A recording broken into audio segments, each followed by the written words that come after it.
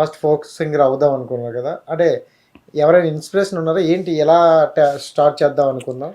ఎట్లా అంటే స్కూల్లో ఎయిత్ ఉన్నప్పటి నుంచే నాకు చిన్న ఉన్నప్పటి నుంచే ఇంట్రెస్ట్ పాటలు పాడడం అంటే. ఇక ఎయిత్ ఉన్నప్పటి నుంచి కొంచెం తెలుసు కదా, ఇక సార్లు ఏం చెప్తుండే అంటే పాడు జెండాకు, ఇక వాళ్ళు రాసిచ్చి జెండా పాటలే వాడుతుంటే అవి వాడుతూ ఉంటే అలా అనేది నువ్వు సింగర్ అవుతావు నీది ఇట్లా అని సార్ కొంచెం నాకు ఇది చేసేవాడు. అయితే అట్లా మా ఫ్రెండ్ అష్టగంగాధరన్న స్టూడియోకి తీసుకెళ్ళింది.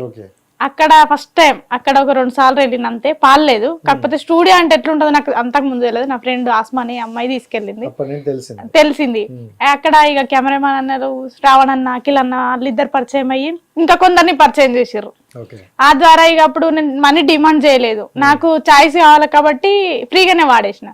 ఇక కొన్ని వాడితే ఒక టిట్ అయింది. ఆ సాంగ్ ఏంటంటే బరే నమ్మి బంగ్లా కడితే, బరే నమ్మి బంగ్లా కడితే సాంగ్. ఓకే అన్న.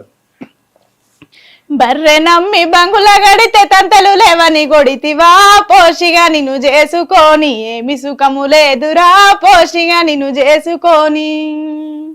దుడ్డె నమ్మి దుపటి కొంటే పువ్వులు లేవని కొడితివా, పోషిగా నిన్ను చేసుకొని ఏమి సుఖము లేదురా, పోషిగా నిన్ను చేసుకొని.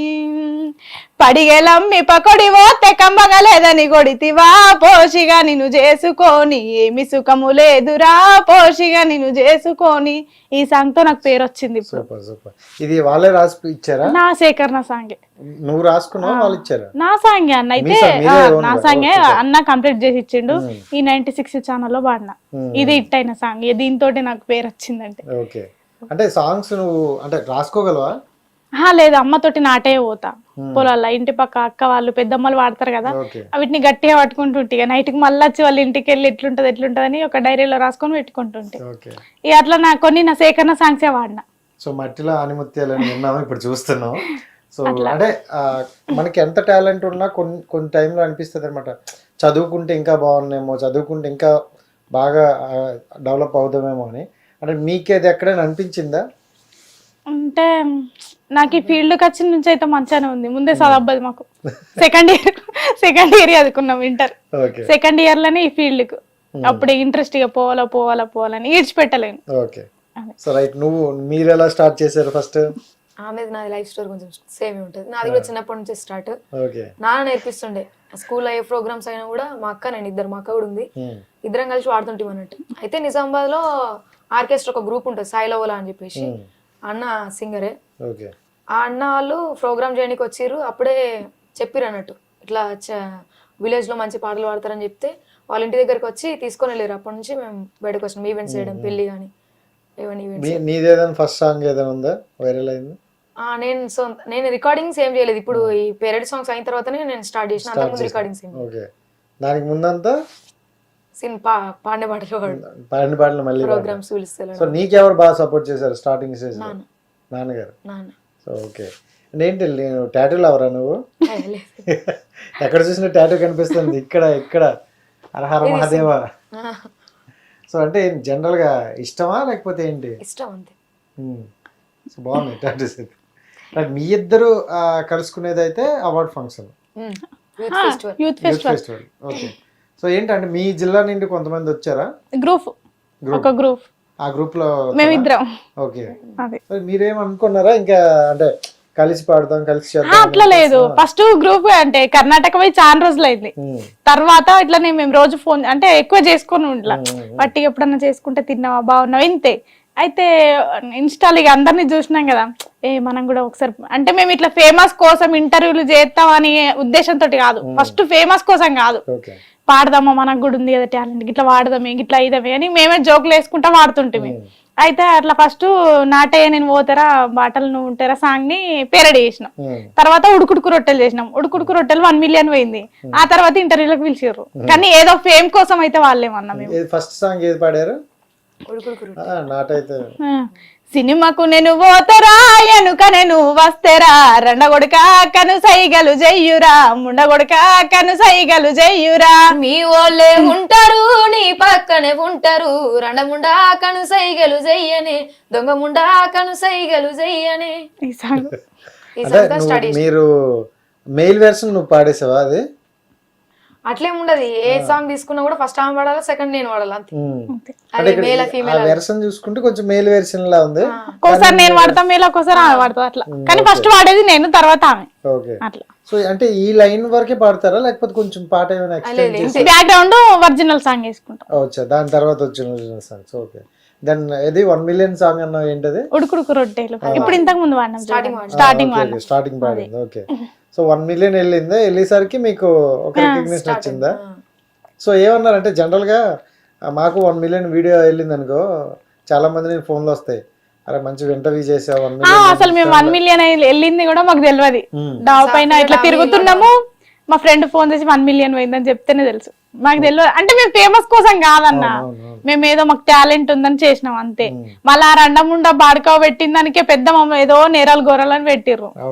కానీ మేము ఓన్లీ పల్లెటూరులో వాడిన, అంటే మేము పల్లెటూరు వాళ్ళం కాబట్టి మేము వింటాం కదా తిట్టుకుంటే అక్కలు అమ్మలు గిట్లా, అవే వాడినాం మళ్ళీ అంతే. అవినే పెద్ద బూతులని మమ్మల్ని కామెంట్లలో వేసుకున్నారు. చాలా మంది ఇన్ని బూతులు మాట్లాడతారు, బూతుల్లో ఎందుకు పాడతారని చాలా నెగిటివ్ కూడా పెట్టారు కదా. మరుగుతూ ఉంటాయి అన్ని, పట్టించుకుంటే మనం ఇది కాదు. అంటే ఇన్స్టాల్ అంతకంటే ఘోరంగా వాడే వాళ్ళు కూడా ఉన్నారు, అంతకంటే ఘోరంగా వీడియోలు చేస్తారు. అలాని టాలెంట్ ఉన్న వాళ్ళు సపోర్ట్ చేస్తలేరు కానీ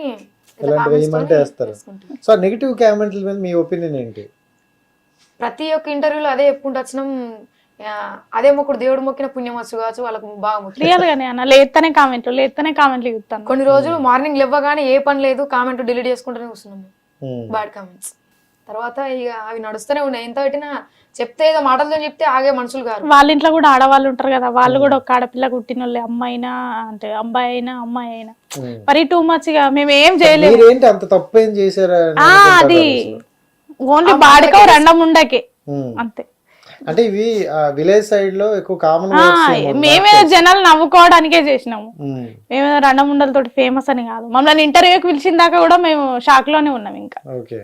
అది సో ఆ వర్డ్స్ అయితే పెద్ద అంటే విలేజ్ లో సరదాగా మాట్లాడుతున్నారు, బట్ కామెంట్స్ అనేవి గట్టిగా వస్తున్నాయి అయితే ఘోరంగా. సో మీకు వచ్చే ఒక బ్యాడ్ కామెంట్, ఇది ఈ కామెంట్ మాకు చాలా బాధ అనిపించింది అనే కామెంట్ ఏదైనా ఉందా?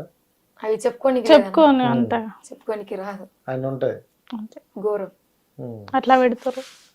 మరి మీరేమైనా ఒక వీడియో చేసి వాళ్ళకి చెప్పడం ఏమైనా? 10 ఇంటర్వ్యూలలో చెప్పినాం అన్న, కొంచెం అన్న అర్థం చేసుకోవాలి. మేము మా ఇంట్లో మేము ఒక పూరు ఆ పరిస్థితి నుండి వచ్చి కూడా మేము ఇట్లా టాలెంట్ తోటి ఇట్లా ఉన్నామంటే ప్రతి ఇంటర్వ్యూలో మా బాధని చెప్పినాం కానీ వాళ్ళు అర్థం చేసుకుంటలేరు. 10 ఇంటర్వ్యూలు చేసినాం, 10 ఇంటర్వ్యూలలో కొంచెం కూడా మా మీద కనికరం కలుగుతలేదు. అంత బాధ ఉన్నా కూడా మేము ఇంత మేము నవ్విస్తున్నాం అంటే ఇక వినప్పుడు ఏం చేయలేము అన్ని. మీ వీడియోలు చూసి నవ్వుకుంటారు, అది ఎంజాయ్ చేస్తారు, నవ్వుతారు, కానీ మళ్ళీ కామెంట్లే పెడతారు. బట్ అంటే నాకు తెలిసిందంటే మీ ఇన్స్టా పేజ్ లో కూడా ఒకసారి చెప్పాల్సింది కదా, ఒక లైవ్ లోకి వెళ్ళి. లైవ్ లో చెప్పినాం అన్న, లైవ్ పెట్టినాం ఫస్ట్ లోనే 2-3 సాంగ్స్ మంచిగా ఇది కాగానే పెట్టినాం. అంటే మేము ఇట్లా పెడుతున్నాం కానీ ఇంటలేరు. ఆ లైవ్ లో కూడా మేము మాట్లాడుతూనే ఉన్నాం, గలీజ్ గా పెడతారు. ఆ లైవ్ పెట్టమంటే కూడా భయం అయితే. ఎవరైనా టార్గెట్ చేసి చేస్తారా ఏంటి? లేదు, 100 మంది అంటే 100 మంది ఉంటే అక్కడ మెచ్చుకునేటోళ్ళు ఒక్కళ్ళు ఉన్నా కూడా మిగతా వాళ్ళందరూ వీళ్ళే ఉంటారు. అట్లా కొందరు మాకు హెల్ప్ చేసే అంటే సపోర్ట్ చేసే వాళ్ళు, వాళ్ళని అంటలేం కానీ ఇంటర్వ్యూ చూసి ఒక 2-3 కానీ రియలైజ్ అయ్యారు. వాళ్ళే మళ్ళీ మాకు కామెంట్ పెట్టారు, మీరు ఇట్లా బాధపడుతూ వచ్చారని మాకు తెలియదు అని చెప్పేసి ఒక అన్న మెసేజ్ ఇచ్చండి.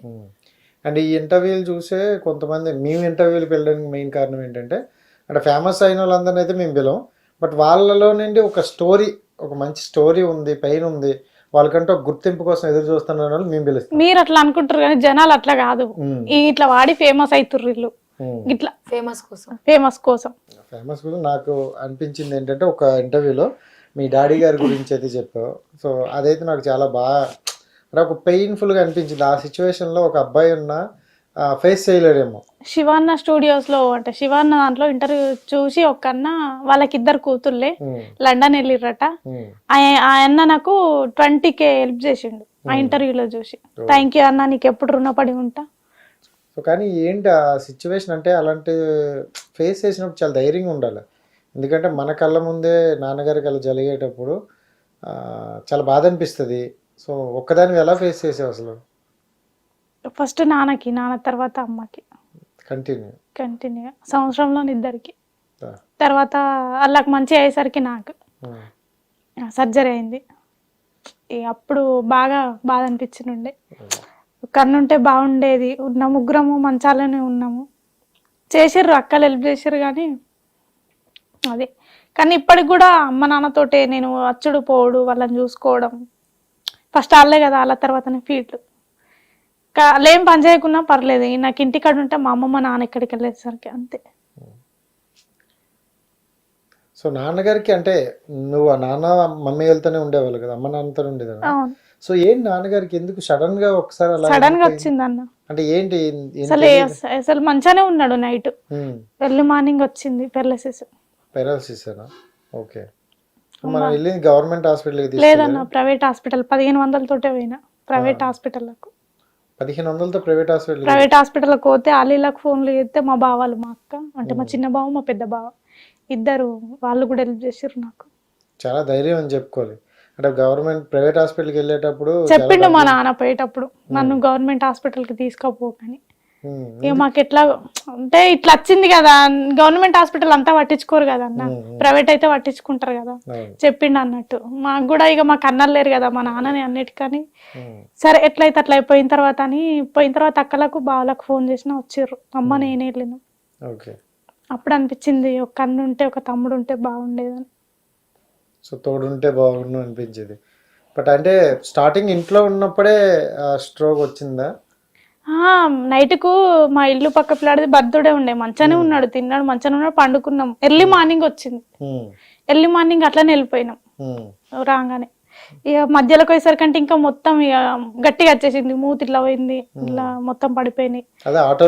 ఇక ఎర్లీ మార్నింగ్ పోయినాము, ఆయమ్మలు వాళ్ళు ఉండరు కదా వెహికల్ చైర్ మీద. అప్పుడు బాగా పెయిన్ వచ్చింది. మా నాన్నని నాకు ఒక్కదానికి లేవ్వలేడు, నేను ఒక్కదాన్ని లేపితే ఇట్లా ట్రై చేస్తుంటే ఒక అంకుల్ వచ్చి ఎందుకమ్మా పిలవచ్చు కదా ఎవరినన్నా అన్నాడు. ఏమనుకుంటారేమో పొద్దునని నేను ఒక్కదాన్ని లేపుకున్నా మా నాన్నని. సో అది క్లియర్ అయిందా? ఎంత అయింది? లేదు, క్లియర్ కాలేదన్న. 1 lakh అయింది. 1 lakh అయింది. సో 1 lakh అయినా క్లియర్ అవ్వలేదు. ఇక అది అంతే అన్న చెప్పారు డాక్టర్. కానీ ఇంటి మట్టు కూర్చున్నా మాకు మా నాన్న ఉన్నాడని. అదే ఇంట్లో ఉన్న చాలు అన్నట్టు మనం అనుకుంటాం. బట్ ఇంకా ట్రీట్మెంట్ కోసం మరి మనీ ఇలాంటి అవసరం ఉంటాయి కదా.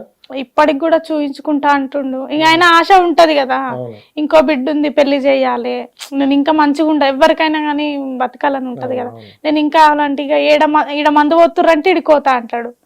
ఆడ 10,000 కట్టాలి, 7,000 కట్టాలి. మళ్ళీ అమ్మకి లివర్ ప్రాబ్లం, ఇద్దరికి టాబ్లెట్లకే సరిపోవు నాకు. ఈ ఇంటర్వ్యూ చేసిన, సాంగ్స్ వాడిన పైసలు, ఇంట్లోకి ఉప్పుతోడు 9 నేనే, ప్లస్ వాళ్ళిద్దరికి టాబ్లెట్లు, అమ్మకి లివర్ ప్రాబ్లం. నాన్నకైన 1 year కి మమ్మీ గారికి 6 నెలల్లోనే. 6 నెలల్లోనే లివర్ ప్రాబ్లం. అయ్యో. సో అప్పుడు వెళ్ళారు మళ్ళీ ట్రీట్మెంట్ మొత్తం చెప్పారు ఎంత అవుద్ది? అమ్మకి గ్యారంటీ ఇవ్వలేదు. మళ్ళా ఇక బాగానే అయినాయి పైసలు. ఇప్పుడు రికవరీ 1 lakh దాటింది. ఇప్పుడు ఇక టాబ్లెట్లే అన్న ఇద్దరికి టాబ్లెట్లే. మళ్ళీ నీకు మళ్ళీ నాది ఇప్పుడు తగ్గిందన్న. ఓకే. సో వాళ్ళిద్దరిని నువ్వే చూసుకో. నేనే చూసుకో. సో వీళ్ళందరికీ అవన్నీ అవసరం లేదు. అది ఇంట్లో ఇంత బాధ ఉండి కూడా బయటకు వచ్చి మేము, ఆమెకు బాధ ఉంది, ఆమె కూడా, వాళ్ళు కూడా అన్నలు లేరు వాళ్ళకు కూడా, వాళ్ళిద్దరు ఆడోళ్ళే. మేము అయినా బయటకు వచ్చి ఇంత నవ్వుతూ ఉండంగా కూడా మమ్మల్ని ఇంత చేసారు.